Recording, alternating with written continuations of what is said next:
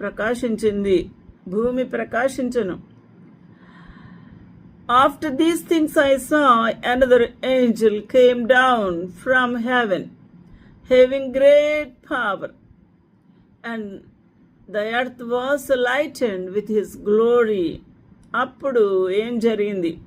అతడు గొప్ప స్వరముతో ఆర్భటించి ఇట్లు అన్నాడు. ఆర్భాటముతో అనౌన్స్మెంట్ చేస్తున్నాడు. ఏమని?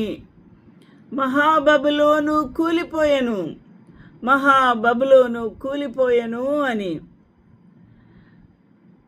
ఇప్పుడు ఎప్పుడైతే మహాబబులోను కూలిపోయిందో అది నివాస యోగ్యమైనదిగా లేకుండా ప్రభు చేసి ఉన్నాడు.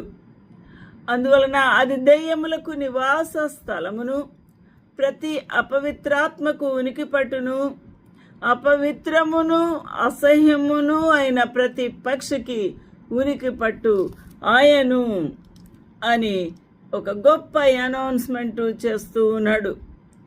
బహు సౌందర్యము కలిగిన పట్టణముగా గర్వించిన పట్టణమునకు ఈ గతి పట్టింది. హల్లెలూయా. అందువలన మహాబబులోను కూలిపోయింది. అయితే దేవుని యొక్క వాక్యములో ఉంటున్న అనేకమైన ప్రవచనాలు నెరవేరుతూ ఉన్నాయి.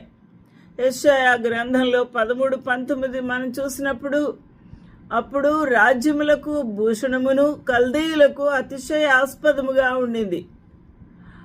అనగా బహు సౌందర్యము మహా ఐశ్వర్యము కలిగినది. అందువల్ల అది అతిశయాస్పదంగా కల్దీయులకు ఉండింది. బబులోను దేవుడు పాడు చేసిన సొదొమ గొమొర్రా వలె అయింది.